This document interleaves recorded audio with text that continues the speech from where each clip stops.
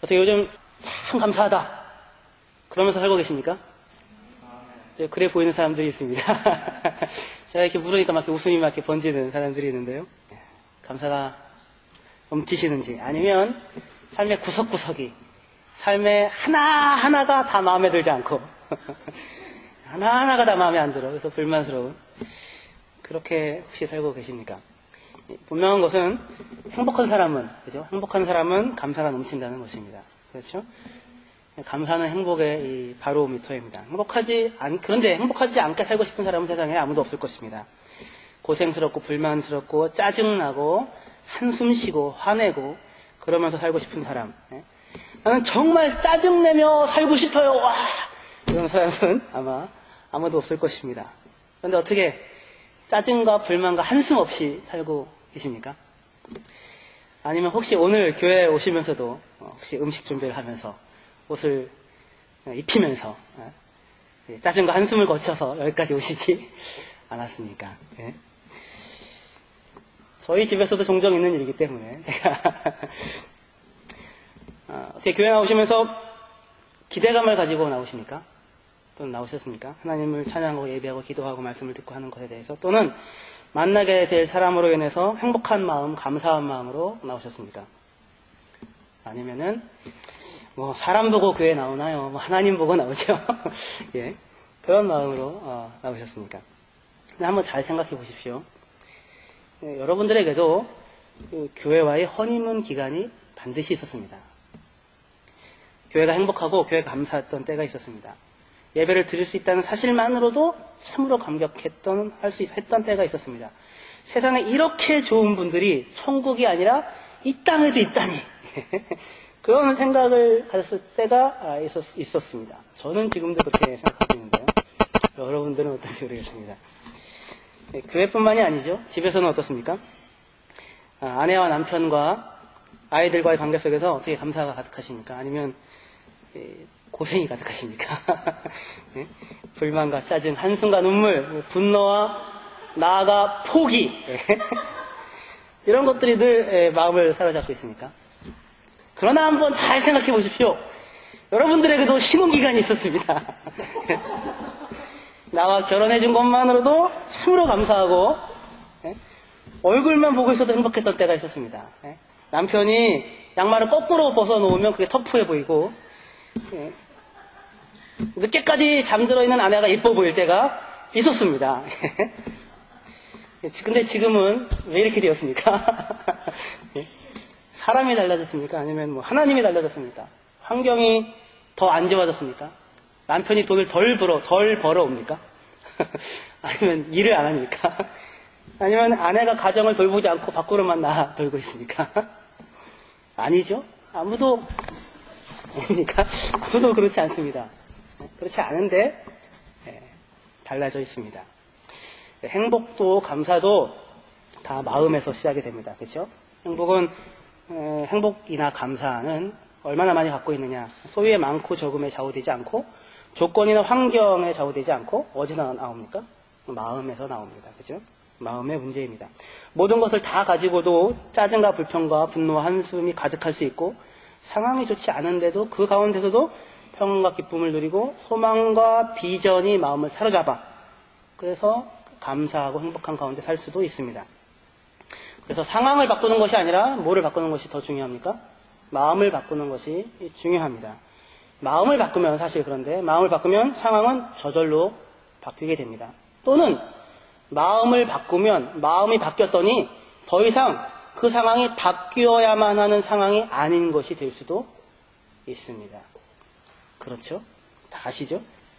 그래서 어떻게 우리 마음을 평강이 주장하게 할 것인가, 감사가 지배하게 할 것인가를 묻고 답을 찾는 것, 마음을 지배하게 하는 것, 마음을 바꾸는 것, 그것을 생각해보는 것은 참으로 중요합니다. 그래서 오늘 본문을 통해 두 가지만 생각하여 감사와 평강이 마음을 지배하는 저와 여러분이 되었으면 좋겠습니다.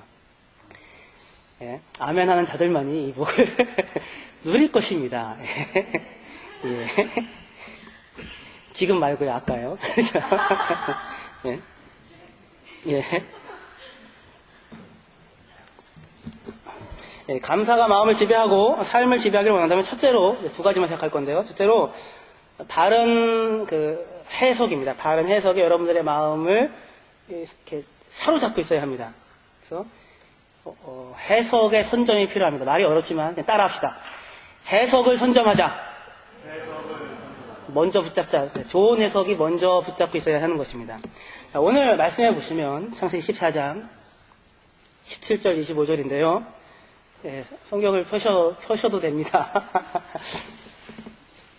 17절 18절에 아브라함이 그돌라오멜과 그와 함께한 왕들을 파하고 돌아올 때에 소돔 왕이 사회 골짜기 곧 왕국의 나와 그를 영접하였고 살레망 멜기세덱이 떡과 포도주를 가지고 나왔으니 그는 지극히 높으신 하나님의 대제사장이었더라 라고 합니다. 이야기는 다 아시죠? 그렇게 하여 소돔 왕과 멜기세덱이 살레망 같이 등장해서 한마디씩 합니다. 그리고 그에 대해서 아브라함이 다 반응을 해요. 멜기세덱은 너의 대적을 너의 손에 붙이신 천지의 주인이신 하나님을 찬송하리로다. 그렇게 찬송하고 그러자 아브라함이 10분의 1을 바치는 것으로 반응을 합니다. 소돔 왕은 물건은 네가 다 가지고 사람만 나에게 줘 하고 하자 아브라함이 너 다 가져 이렇게 반응을 하게 됩니다. 멜기세덱은 겨우 10분의 1만 받았고요. 소돔 왕은 얼마를 받았습니까? 그러면 10분의 9를 다 받았습니다.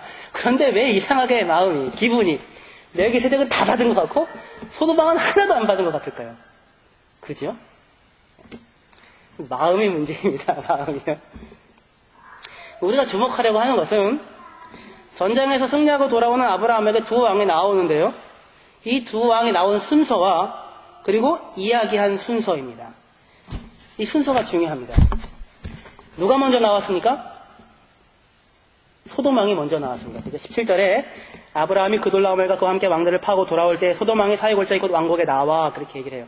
원래 히브리어 성경에는 그냥 제일 먼저 그리고 그가 나왔다 소돔 왕이 이 말이 먼저 나옵니다. 소돔 왕이 먼저 만나러 나왔어요. 그리고는 18절에 멜기세덱이 나옵니다. 멜기세덱 살레망이 가지고 나왔다 떡과 포도주를. 그래서 분명하게 순서를 이렇게 헷갈리지 않도록 먼저 얘기를 하고 있어요.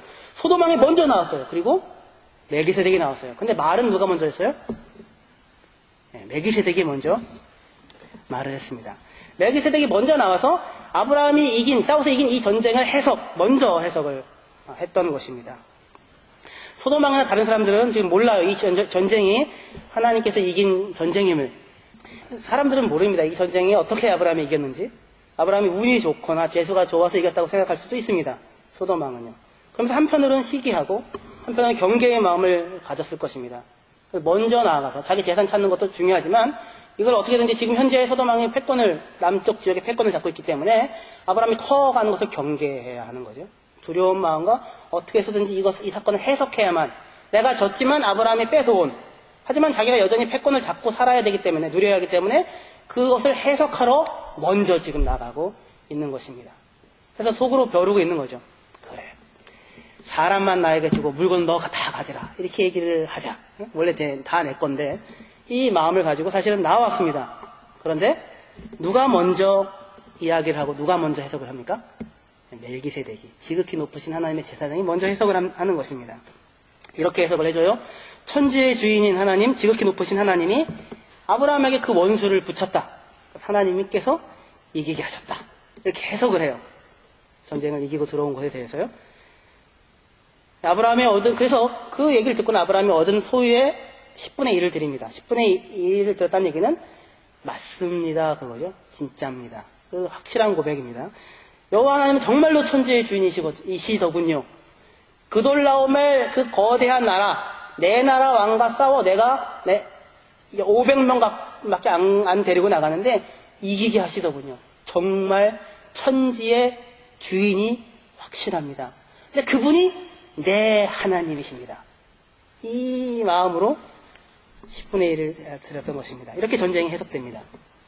이후에 소돔 왕이 나와서 이 말 이후에 사람은 내게 보내고 물품은 내게 취하라 라고 하면서 뭔가 자선을 베푸는 것 같은 말을 하지만 멜기세덱이 먼저 그 전쟁에 대한 해석을 우선하여 해석을 함으로 소돔 왕이 그 말을 할 수 있는 권리가 없는 사람이라는 것이 아브라함과 다른 사람들에게 분명해집니다.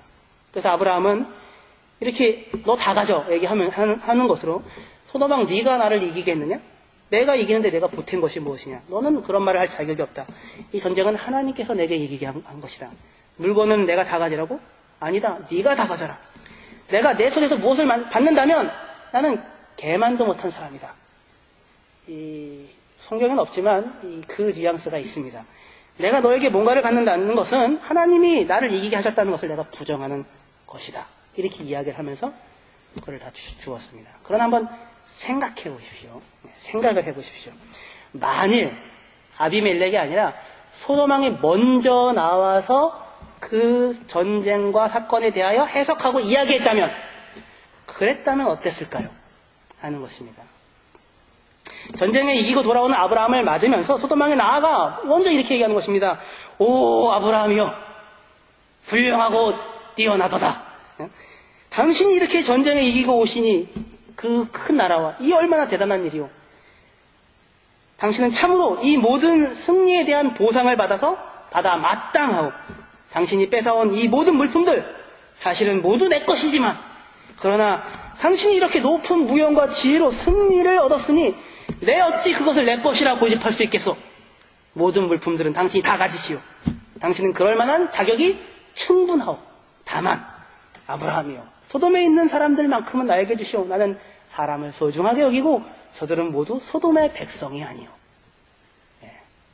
얼마든지 지금 이게 소돔 왕이 지금 속으로 내내 생각하면서 어떻게 반전할 것인가 하면서 나왔었던 말이었을 것입니다. 멜기세덱이 말을 하기 이전에 소돔 왕이 먼저 이렇게 전쟁을 해석하며 나왔다면, 그렇다면 아브라함은 어떻게 반응했을까요? 당신 다 가져 이렇게 얘기했을까요? 당신은 이 재물을, 모든 재물을 가질 만한 충분한 자격이 있어. 이렇게 나왔다면 굉장히 그 뒤 아브라함의 반응이 어떻게 됐을지 상상하기 쉽지 않은 것일 것입니다. 훨씬 어려웠을 것입니다. 아브라함이 먼저 사태에 대한 올바른 시각으로 해석하고 해석을 선점하자 그 이후에 모든 사건들과 만남들과 문제들이 어떤 빛 가운데서 이해를 할 수 있게 됩니까? 천지의 주인인 하나님이 아브라함이 하나님인데 그 하나님이 아브라함을 승리케 하셨다. 이 이해 가운데 모든 것들이 이해되기 시작합니다. 하지만 소돔 왕이 먼저 나와서 사태를 올바르게 판단하는 듯 보이는, 굉장히 관대하죠. 그죠? 굉장히 관대하고, 와, 소돔 왕 멋있어. 대단해. 아브라함도 높여주고 자신도 이것을 취하는, 합당하게 여겨지는, 누가 봐도 그 제안을 하며 해석을 했다면, 그렇다면 그렇긴 하지만 하나님의 관점, 하나님의 시각은 배제된 상태에서 이것을 해석했다면 그 이후의 모든 사건들과 만남들과 문제들은 이 소돔 왕이 해석한 그 해석의 빛 가운데서 움직여지게 될 것입니다. 그죠? 그러니까 소돔 왕이 먼저 말하고, 그래서 아브라함의 사람은 관대하게 내어주고 물품만을 취했다고, 만약에 그 얘기를 듣고는 그 말 그대로 아브라함이 먼저 그 얘기를 받았다고 생각해 보십시오. 그 이후에 멜기세덱에 나와서 천지의 주제이신 하나님이요, 지극히 높은 하나님을 찬양하리다 이러면 아브라함이 비슷하게 아까 처음 맞습니다 10분의 1을 바치는 것 같이 그렇게 반응을 했을까요? 그리고 그렇게 반응을 했다고 해도 그 빛은 굉장히 달라졌을 것입니다. 무슨 이야기인지 아시겠죠? 그래서 올바른 시각을 갖는 것은, 그리고 올바른 시각이 먼저 어떤 사태를 해석하는 것은, 그리고 올바른 말들이, 올바른 해석들이 먼저 튀어나오는 것은, 그래서 그것이 통용되어지는 첫 자리를 차지하는 것은 참으로 중요한 것입니다. 그죠? 이때 만약에 소돔 왕이 먼저 얘기했다면 아브라함의 인생은 그 이후에 어떻게 달라질 수 있을지 모르는 것입니다. 해석의 선점, 그것이 참 중요합니다. 지난 대한민국 대선에서 가장 중요한 화두가 무엇이었습니까? 한 단어죠. 두 글자. 경제죠. 경제. 누구는 경제를 살릴 수 있습니다. 반대로 누구는 경제를 살릴 수 없습니다. 그거였습니다.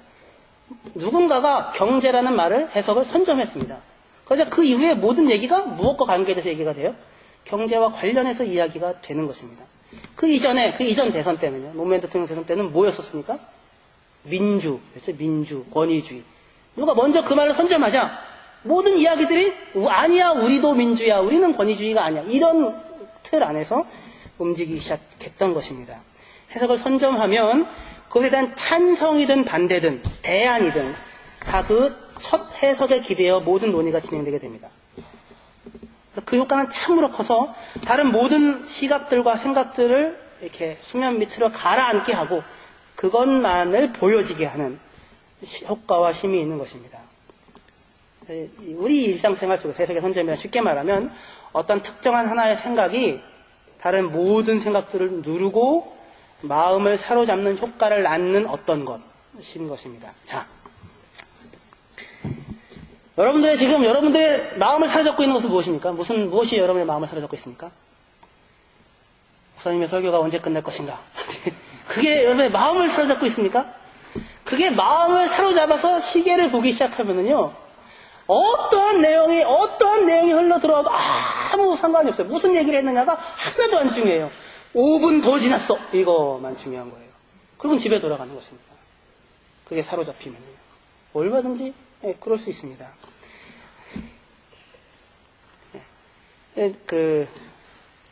저는 양말을 벗어서 거꾸로 벗진 않습니다. 대신에 벗어서 세탁물통에 넣지를 않습니다.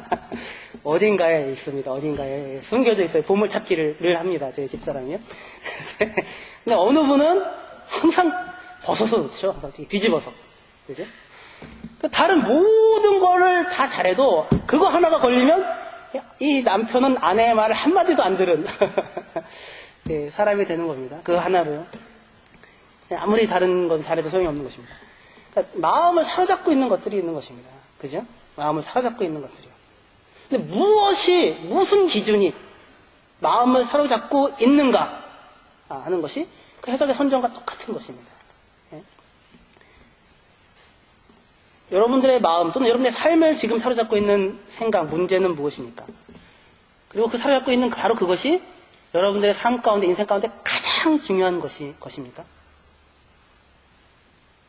그렇지는 않죠.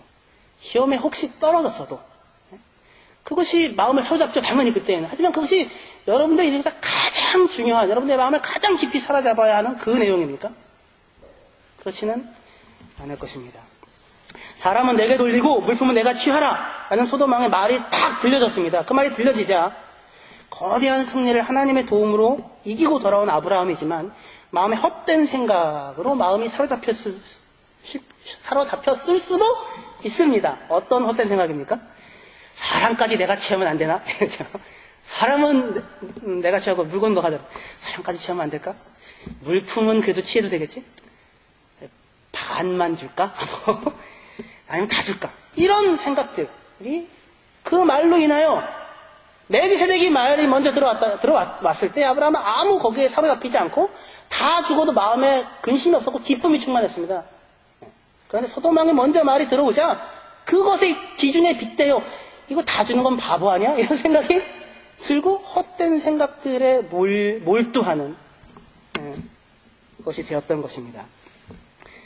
그러나 멜기세덱이 말이 사로잡자 그는 그의 마음을 하나님께 쏟고 영원한 곳에 쏟을 수 있었습니다. 그렇죠? 우리 인생과 삶에도, 교회 생활에도, 모든 삶에 있어도 마찬가지입니다. 교회에서도요, 똑같은 사안에 대해서 어떠한 해석이 먼저 행해지느냐, 어떠한 해석이 먼저 말해지느냐는 참으로 중요합니다. 그렇죠? 제가 나름대로 올해를 이제 결산하고 내년을 준비하면서 저를 지금 가장 힘들게 하고 가장 많이 기도하게 하는 부분은 뭐냐면 무엇이겠습니까? 이 친구녀에 대해서 바로 이 멜기세덱이 한 해석과 같은 그런 해석을 내리는 것입니다. 깊은 해석을 내리는 것입니다. 그리고 그것을 가지고 2010년을 준비하는 것입니다. 사람이 많아졌다. 헌금이 늘었다. 아니면 사람이 줄었다. 헌금이 줄었다. 이것이 해석을 선점하게 해서는 안 되는 것입니다. 그렇죠? 가장 중요한 해석, 가장 근원적인 해석이 가장 먼저, 가장 밑자리에 작용하고 있어야 하는 것입니다. 행복이든 감사든 다 어디서 나옵니까? 상황이나 환경이나 조건이 아니라 마음에서 나옵니다. 그리고 이때의 마음은 무엇입니까? 그러한 해석인 것입니다. 해석을 움직이는 힘이고 사로잡혀 있는 해석인 것입니다. 이 부분이 확실하지 않고, 이 부분이 분명하지 않고, 이 부분이 깊이 있지 않고, 이 부분이 멜기세덱의 해석과 같은 것이 아니라면 우리는 끊임없이 큰 승리를 얻어놓고도 소돔 왕의 해석에 귀 기울여 쓸데없는 것으로 고민하는 데 빠질 수도 있을 것입니다. 바울 서신 중에서요, 가장 많이 기뻐하라는 얘기가 나오는 서신이 어느 서신인지 아십니까? 성경 퀴즈. 예, 다음에 성경 퀴즈 언제 하게 된다면, 예, 빌립보서입니다. 어디요? 예, 빌립보서입니다. 빌립보서는 기뻐하라는 말이, 기뻐하라는 명령하는 말만 11번이 나옵니다.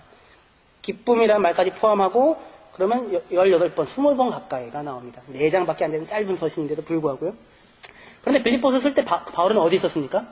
감옥에 있었습니다. 감옥에. 기뻐할 수 있는 상황이 아닌데 바울은 기뻐하고 감사하고 있습니다. 왜요?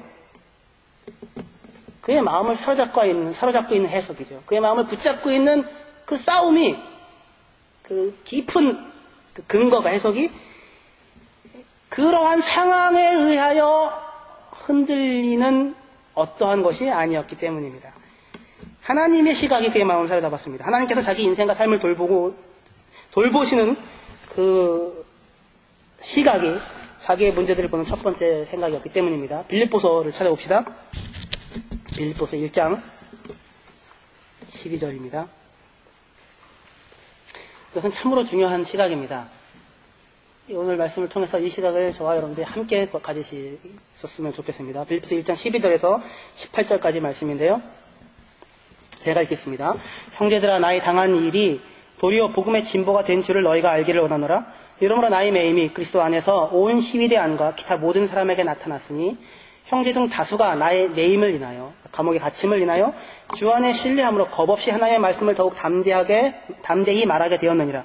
어떤 이들은 나에 대한 투기와 분쟁으로, 어떤 이들은 착한 뜻으로 그리스도를 전파하나니 이들은 내가 복음을 변명하기 위하여 세우심을 받은 줄 알고 사랑으로 하나 저들은 나의 매임에 괴로움을 더하게 할 줄로 생각하여 순전치 못하게 다툼으로 그리스도를 전파하느니라. 그러면 무엇이뇨? 외모로 하나 참으로 하나 무슨 방도로 하든지 전파되는 것은 그리스도니 이로써 내가 기뻐하고 또한 기뻐하리라. 아멘. 기뻐하고 기뻐합니다. 어떻게 하는데요? 자기가 감옥에 매웠는데 기뻐하고 기뻐해요. 감옥에 매웠는데 어떤 사람들은 참으로 바울과 마음을 같이하여 복음을 전파하고자 하는 진실한 마음으로 복음을 전파하고, 어떤 사람은 바울과 라이벌 관계가 있고 그래서 바울의 복음에 문제가 있다고 생각하는 사람인데 내가 더 많이 복음을 전파하는 것으로 감옥에 갇혀있는 바울을 괴롭게 하겠다. 너는 가짜야. 너는 좀 B급 사도야. 내가 진짜야. 너는 감옥에 갇혀있잖아. 하나님이 안 구해주잖아. 나는 아니거든. 이 마음으로 복음을 전파합니다. 근데 바울은 뭐라고 얘기해요? 그래서 속상하다. 그래서 억울하다. 이 나의 억울한 한을 누가 풀어주리요? 그게 아니고 뭐라고요? 기뻐하고 기뻐한다고 합니다. 왜요? 무슨 방도로 하나, 참으로 하나, 외모로 하나 전파되는 것은 그리스도니 내가 이로써 기뻐하고 기뻐하노라고 합니다. 어떻게 기뻐할 수 있습니까? 그의 가장 밑에 그의 생각을, 그의 판단을, 그의 삶을 사로잡고 있는 해석이 뭐예요? 빌립보서 1장 19절부터 같이 읽겠습니다. 19절 21절입니다. 같이 읽겠습니다. 시작. 이것이 너희 간구와 예수 그리스도의 성령의 도우심으로 내 구원에 이르게 할 줄 아는 거로 나의 간절한 기대와 소망을 따라 아무 일에든지 부끄럽지 아니하고 오직 전과 같이 이제도 온전히 담대하여 살든지 죽든지 내 몸에서 그리스도가 존귀 되게 하려 하나니 이는 내게 사는 것이 그리스도니 죽는 것도 유익함이니라. 아멘.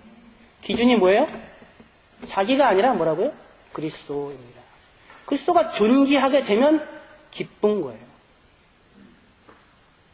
그것이 자기 삶을 해석하는 전부인 것입니다. 그리스도가 존귀하게 되고 하나님의 뜻이 나타나고 하나님의 영광을 받으면 그걸로 족한 거예요. 나에 대한 말들과 오해들과 그 투기와 음해와 그런 것이 아무리 있건 없건 상관없이 누가 전해지면 그리스도가 전해지는 것을 보고 바울은 뭐 한대요? 기뻐한다고 합니다. 왜요? 그는 진짜로 누구를 사랑해요? 그리스도를 사랑해요. 예수님을 사랑해요. 자기 안에 자기가 안 살고 예수님이 살아요. 하나님이 살아요. 하나님이 영광 받으면 되는 것입니다. 죽어도 상관이 없어요. 모욕을 받고 몰라줘도 아무 상관이 없어요. 그렇게 하나님이 드러나고 하나님의 영광을 받으시면 되는 것입니다. 바울은 자기 안에 그런 마음대로 싸우지 않습니다. 감사하고 기뻐해요. 노력하고 해서 기쁨을 쟁취한 것이 아니라 이미 그 마음을 도달하기까지는 굉장히 힘들었겠지만 그 자기의 가장 깊숙한 자기의 정체성을 확인하는 것에 예수님이 영광 받으시는 것이면 된다. 나는 그의 종이다. 그것을 위해 나는 죽어도 상관이 없다.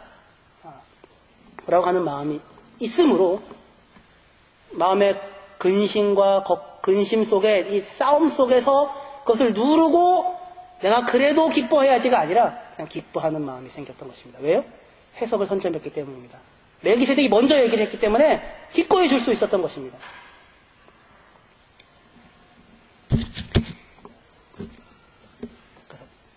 바울이 가졌던 이 기쁨과 이 감사가 그리스도를 위하여 내가 산다라고 하는 것이 우리의 인생을 살아봄으로 선점함으로 저와 여러분들도 마찬가지로 항상 기쁨이 우리의 삶을 살아잡는 저와 여러분들이 되시기를 소망합니다.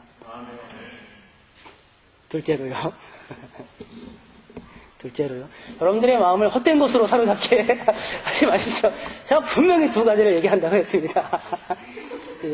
설교에서 가장 중요한 해석을 선점해야 되는 부분은 하나님의 말씀을 듣고 그것을 적용하여 그 뜻대로 살아가는 것입니다. 그렇죠? 네, 둘째로 정말 중요한 것인데요. 하나님이 나의 론이다. 하나님이 나의 페이다. 하나님이 내 상급이다. 라는 것을 아는 것이 감사하며 살아갈 수 있는 이게 없으면 평생 감사하지 못합니다. 그리스도인은요.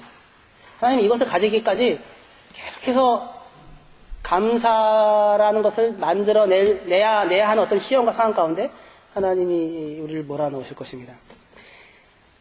창세기 15장 1절에 우리 같이 읽어주세요. 이후에 여호와의 말씀이 이상 중에 아브라함에게 임하여 가라사대 아브라함아 두려워 말라 난 너희 방패여 너희 지극히 큰 상급이라. 이 상급이란 말이 뭐예요? 독일어는 론이라고 되어 있습니다. 론. 일해서 받은 월급이다. 삭시다. 페이다. 이렇게 얘기를 하는 것입니다. 전쟁 후 아브라함은 론으로, 페이로 뭘 받았습니까? 아무것도 안 받았습니다. 아무것도. 그죠? 그렇지만 그가 그의 론으로 받은 것이 하나 있습니다. 무엇입니까? 그게 하나님이었습니다. 하나님이 나타나서 이야기를 하는 것입니다. 내가 너의 론이라고. 보십시오. 아브라함에게 이 땅을 내가 너에게 주리라 약속이 있었죠. 이 땅 네 땅이야. 걸어다니면 다 네 거야. 근데 그 약속 받았는데 맨날 높은 데 올라가서 이거 다 내 땅이구나. 다 내 땅이구나. 하나님이 내 자손에게 주신다고 하셨는데 큰 군대가 와서 가나안 땅을 다 지금 짓밟고 다니고 있는 것입니다. 그때 무슨 생각이 들어요? 약속은 뭐냐는 생각이 드는 거죠.